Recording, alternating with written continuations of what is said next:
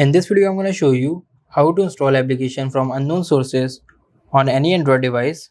Simply go on Google, write the application name here you want to install. For example, I am installing TikTok APK.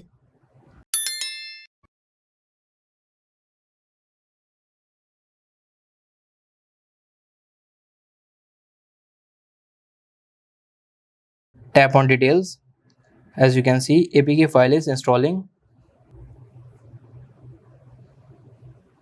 As you can see, I have installed a APK file which is from unknown source.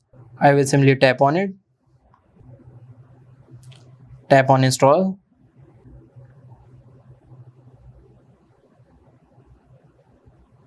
As you can see, TikTok is installed in my device which is from unknown source. Let's open it.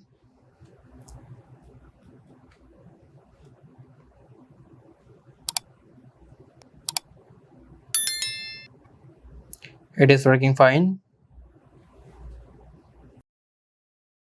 So this is how you can download application from unknown sources on any Android phone. If this video helps you, like this video and subscribe the channel.